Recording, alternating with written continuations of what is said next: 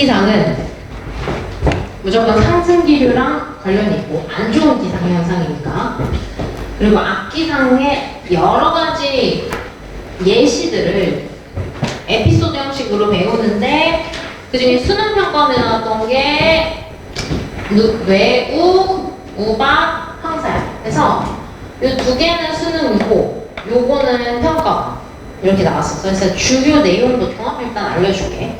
내용은 우르르 꽝꽝 번쩍 비 천번소 천둥 번개 소나기 천둥 플러스 번개 플러스 소나기라고 생각하면 되고 수능에 나왔던 게 이 내용의 발생 조건 세 가지 해서 교과서에 써있는 세 가지를 적어주고 하나를 빈칸 둔 다음에 여기에 들어갈 말로 뭐 학생들한테 여러 알맞고 이런 식으로 나왔었는데 첫 번째는 지표면의 국지적 가열 HOT 뜨거워지면 쫙 상승하면서 두 번째 전선 부근에서의 급한 상승 기류 그래서 아직 전선이라고만 나왔지만 좀 더 꼼꼼하게 공부하기 위해서 한랭인지 온난인지까지 체크해놔야 되겠지? 급해야 되니까 한랭이어야 돼.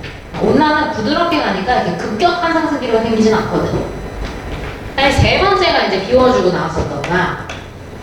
자, 태풍, 열대저기압 주변에서의 강력한 상승 기류를 통해서 발생할 수 있다. 자, 아직 미기출이 요거 발달 단계. 얘는 EBS나 교과서에 굉장히 자세히 실려있고 나올 만도 해. 아직 안 나왔는데. 그래서 발달의 세 가지 단계가 있어. 적은 단계, 성숙 단계, 소멸 단계 세 개가 있고 실제로 우리가 이번 여름에도 경험하겠지. 아침에 이제 학교 가거나 뭐 주말에 학원 가려고 나왔어. 해가 쨍쨍하길래 아무것도 안 들고 룰루랄라 나왔는데 이제 밥 먹으러 나가려고 하는데 갑자기 세상이 멸망할 것처럼 먹구름이 쫙 밀려. 비가 올 것 같은데 막 하늘이 왜 이래? 막 이럴 때가 적은 단계. 그래서 상승 기류만 존재하고 먹구름만 껴있어. 아직 비는 오지 않아.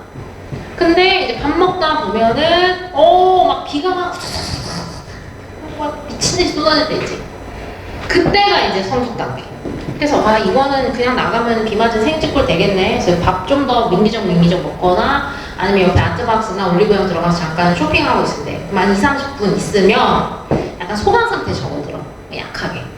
그때가 이제 소멸 단계.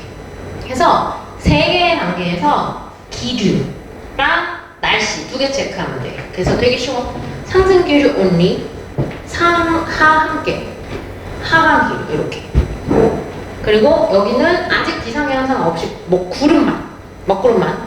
그리고 여기는 파티, 종합선물 세트 파티, 천둥, 번개, 소나기, 과자 세트처럼 홈런볼 뭐 다 들어있고 칸초, 뭐 피카츄 뭐 다 들어있고 마지막은 약한 비, 약한 소강 상태의 비, 하강 기류만 존재한다. 여기서 약간의 디테일, 이거는 그냥 이제 출제자의 마음으로 약간 디테일이 있어. 여기 보면은 상승 기류가 있는 영역이고 하강 기류가 있는 영역이 있는데 강한 비 해놓고 여기다가만 빗방울 그려놓은 거야. 그게 이제 빗방울 자체가 너무 세차게 내리기 때문에 걔가 형성하는 하강 기류라고 생각하면 돼. 그러니까 이 안에서 저기압 고기압을 따지지 않거든. 그럴 정도의 규모가 아니야. 2-30분 안에 끝나는 규모잖아. 되게 작은 규모야. 시공간적 규모가. 그래서 뭐 여기는 저기압인데 사실 여기 고기압인데 또 비가 와 이게 아니야. 이거는 그냥 물리적으로 발생하는 기류거든. 뭐냐면 이번 여름에 비 세차게 내릴 때 비 한 번만 맞아봐. 미친년처럼 나가가지고 막 나는 비를 막 온몸으로 맞으면 어떠냐면 비가 얼굴로 훅 떨어지면은 얼굴이 아플 정도야. 그리고 눈앞으로 빗방울 슉 내려가잖아. 바람이 슉 분다니까? 그게 만든 빗방울, 세찬 빗방울이 중력과 함께 어우러져서 만드는 하강기류. 그래서 하강기류가 강력한 쪽에 비가 쏟아지는 거고 여기는 왜 비가 못 오냐면 상승기류가 세니까 빗방울이 못 내려니까. 그래서 그 영역이 굉장히 국지적이지만 살짝 나뉘어져 있다.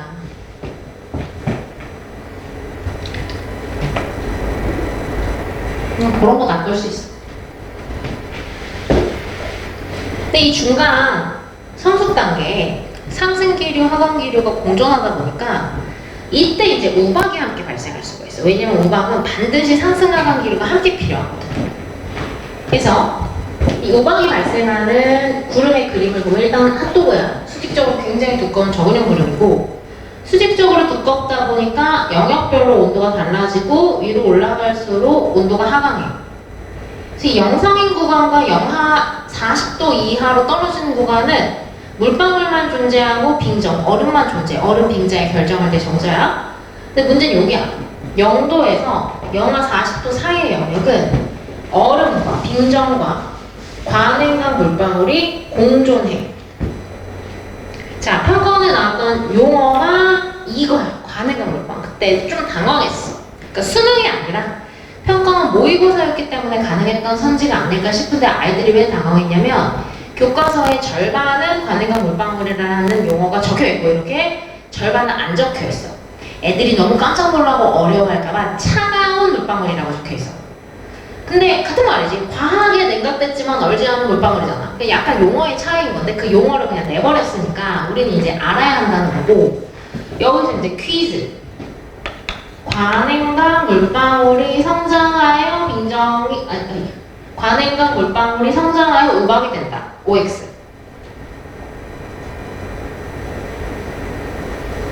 굉장히 O일 것 같은데 X일 것 같잖아. 관행강 물방울이 성장하여 우박이 된다. 땡이야. 우박은 얼음이야. 고체야. 관행강 물방울은 물이야. 빙정이 성장하여 우박이 되는 거야. 그러니까 이게 이제 뭐냐면 관행강 물방울이랑 빙정이 공존하는 위치에서 일어나는 특별한 현상인데 물방울이 좀 더 자유로울 것 같잖아. 빙정보다 빙정 꽉 묶여있을 것 같잖아. 그래서 관행강 물방울의 포화 수증기압이 더 높아서 관행강 물방울에서 증발이 더 잘 일어나. 자유로우니까. 그래서 빙정을 응용 핵으로 해서 가서 들러붙어서 얼어붙어. 그래서 얘가 자라. 물방울이 자라서 얼음이 되는 게 어딨어. 빙정이 자라나는 거지. 자연의 원리는 단순하니까 이놈이 지금 강력한 상승 기류 속에서 태어났는데 그걸 이겨낼 정도로 묵직해지면 내려가는데 상승 기류 너무 강한 거고 다시 올라가. 그래서 오르락 내리락 얼었다 뒀다 해서 계속 성장하면서 충분히 무거워지면 뚝 떨어지는 게 우박이니까 당연히 층상구조를 가질 수밖에 없지. 그래서 요거는 아직 수능은 아니고 평가원에 평가 모의고사에 등장했었던 거기 때문에 용어를 알아봐야 한다는 거. 마지막 황산대. 수능에 나온 주제로는 마지막. 이게 1번문제.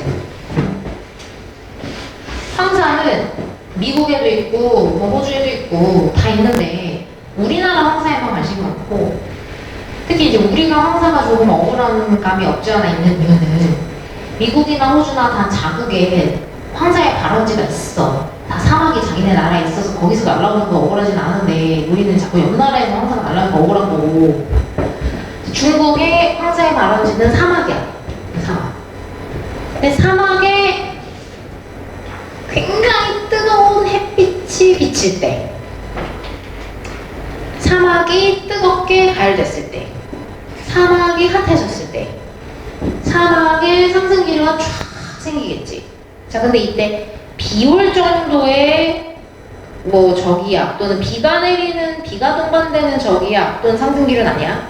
왜냐면 비가 내리면 먼지는 다시 떨어져. 알겠지? 비가 안 올 정도로 그냥 지표면에 국지적 가열에서 상승기류가 쫙 생기면 모래먼지가 함께 하늘로 떠오르고 상층에 올라간 편수풍이 불고 방해물이 없고 쭉 날아가서 우리나라 상공으로 오는데 하루 이틀 정도가 걸려. 우리나라 상공에 별일이 없으면 그냥 저기 태평양 바다 건너서 실제로 태평양 그 바다 인공위성으로 촬영할 때 푸르른 바다에 막 그 노란빛 황사가 쫙 날아가는 장면이 자주 찍히고 실제로 미국의 서해안 쪽에 가면은 중국발 황사 조사하면 다 나오는데 그게 자주 발견돼요. 근데 해필이면 하루 이틀 후에 우리나라에 하강기류, 고기압이 발달한 거지. 그럼 이제 상층에 있던 먼지가 쭉 떨어지면서 우리나라의 황사 농도가 굉장히 짙어지는 거야.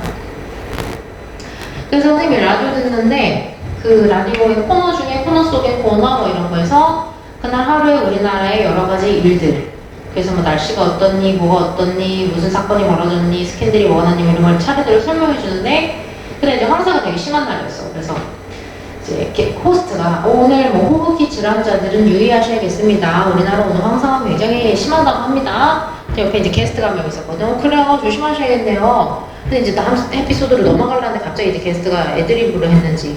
근데 이상하네요. 오늘 우리 날씨가 되게 아까 맑다고 하지 않았어요? 왜 황사가 심하죠? 왜 미세먼지 농도가 심하죠? 그래도 이제 호스트가 당황하면서 그러네요? 그 둘이 같이 물음표 하면서 다음으로 넘어가서 뭐야? 내가 운전하다가 이 문과들 응? 우리나라 날씨가 맑을 때 황사가 심한 거야. 하강기로 쫙 내려와줘야지. 그지? 그래서 황사의 발생 조건에서 이쪽 저기압, 상층의 편서풍, 이쪽에 고기압 생각을 하고 이제 이 그림을 보여주면 꼭 이제 아이들이 선생님 고기압에서 저기압으로 바람 불지 않아요? 꼭 이거를 물어봐. 근데 고기압에서 저기압으로 바람이 부는 건 맞는데 그래서 뭐 지상 근처에서 우리나라 쪽에서 중국 쪽으로 바람이 갈 수는 있는데 그게 우리나라랑 황사와 무슨 상관이며 설사 우리나라에 사막이 있어서 중국에다 황사를 갖다 준다고 해도 그 황사 먼지가 가다가 걸리면서 여기 다 걸려서 못 가. 그러니까 지금 이 상층의 편서풍이라는 상황은 하늘에서 이렇게 방해꾼 없이 벌어지는 상황이잖아. 그러니까 고기압에서 저기압으로 바람이 부는 그 원리는 맞지만 그게 이 테마와 전혀 맞지 않는 내용이라고. 뭐 바람이 부는 방향에 대해서 물어볼 수 있지. 근데 그게 우리나라 황사, 우리나라에 심해지는 우리의 피부에 영향을 미치는 황사 농도랑 상관이 없는 현상이야. 그래서 요거만 딱 붙방개로 외우면 된다는 거. 밑에 문제 한번 풀어볼까?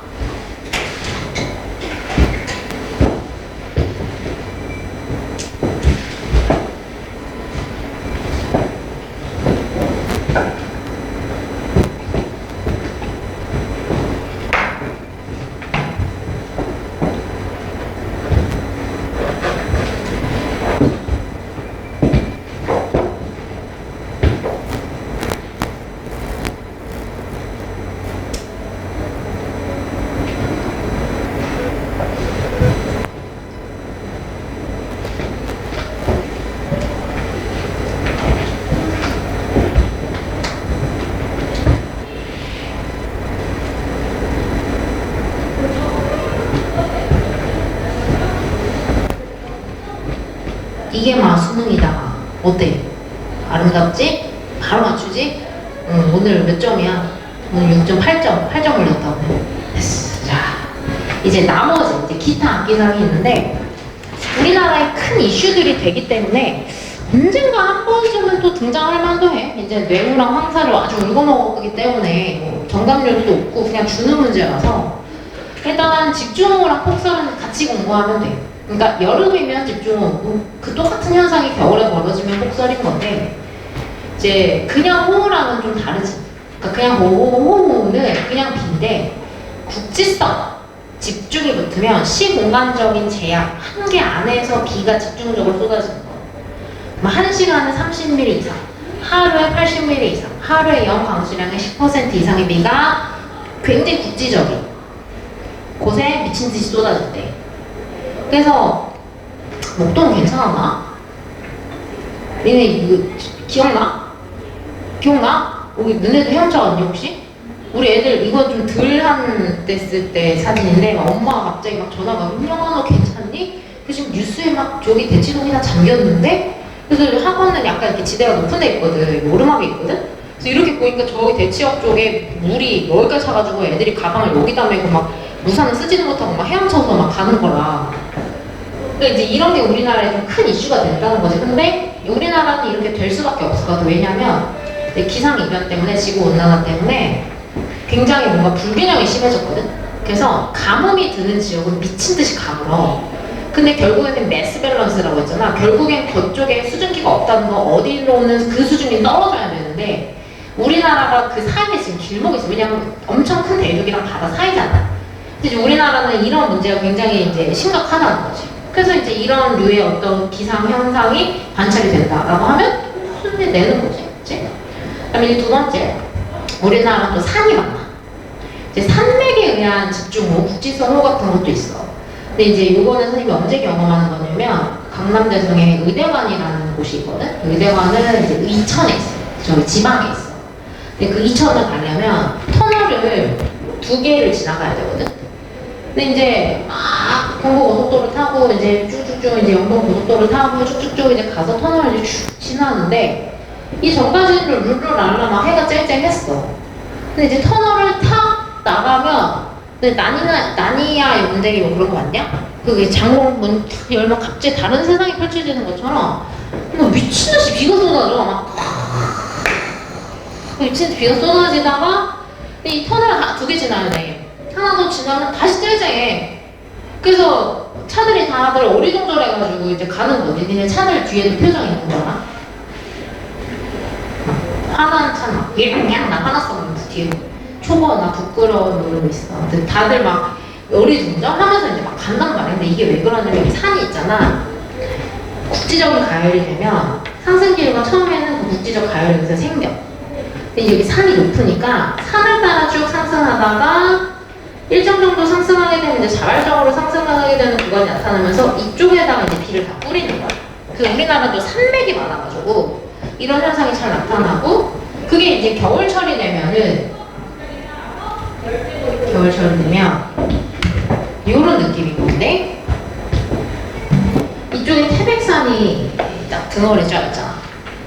그래서 왜 우리 초등학교 때 배웠던 것 같은데 동고 서저의 지형이라고 해서 태백산이 무지 높고 이쪽에서 이렇게 상승기를 쭉 타고 올라가서 이쪽에 구름이 많이 형성되고 그래서 왜 이쪽 동쪽에 강원도 쪽에 눈 많이 오는 거 알잖아. 그치? 근데 이게 만약에 이제 한겨울 느낌이 아니라 약간 뭐 초봄이나 뭐 이럴 때 벌어지면 이쪽 올라가서 이쪽에 수증기 다 뿌리고 타고 이렇게 내려가면서 굉장히 내려가면서 단열 압축, 고온, 온도가 높은 그리고 되게 건조한 고온 건조한 바람이 분다 이런 게 이제 뺀 현상인 거지. 이런 현상이 이제 벌어지는 거. 그래서 폭설이랑 집중호우는 여름 겨울의 차이일 뿐 다 상승기류에 의해서 발생하는 현상이다. 이렇게 이제 공부를 해두면 되겠고 마지막으로는 강풍인데 강풍의 정의 그러니까 10m/s 이상, 14m/s 이상에서 적혀있어. 이거는 외울 필요는 없는데 하나 이제 체크해야 될 건 우리가 풍속에 대해서 배우는 게 태풍밖에 없어. 그러니까 태풍은 풍속이 17m/s 이상인 열대 저기압이다. 거기서 배우니까 강풍주의보, 강풍경보가 발령된다? 그럼 여름은 괜찮겠구나. 태풍이 올 때. 그런데 또 하나 우리가 일반적으로 배우는 우리들의 원리 우리나라 겨울철에 바람이 셉니다. 근데 이제 우리나라만 겨울철에 바람이 센 건 아니고 어디든 겨울이 되면 바람이 세지는 게 온도차가 심해져서 그래. 그러니까 온도의 차이가 이게 처음부터 나오는 건데 결국에는 기압 대치를 만들잖아. 열적인 순환의 시발점이었잖아. 그것이 결국에는 풍속을 만들거든. 온도차가 심해지면 그만큼 저기압 고기압이 심하게 생기고 저기압 고기압의 차이가 심해지면 바람이 쫙 빨려 들어가. 그러니까 풍속이 세진다. 이게 이제 같이 가는 개념들이거든. 근데 이제 겨울이 되면은 뭐 예를 들어 극지방 쪽은 미친듯이 온도가 내려가. 너무너무 차가워. 적도는 미친듯이 뜨겁고 그러니까 온도차가 심해지는 거야. 근데 여름이 되면 적도는 올라가봤자 항상 뜨거웠으니까 여기는 온도가 그냥 거의 비슷하게 안 변하는데 여기가 같이 뜨거워지는 거지. 그러니까 온도차가 여름철에는 줄어들 수밖에 없어. 그래서 어디든 북반구건 남반구건 웬만하면은 겨울철에 풍속이 세고 특히 우리나라도 그러니까 겨울철에 바람이 세요라고 이제 암기를 하라고 하는 거고 그러니까 겨울에도 강풍 여름에는 태풍 올 때 강풍 되겠구나 알았다 이러고 이제 넘어 단독으로 문제 나올 것도 없고 이 정도 개념이 있다는 거.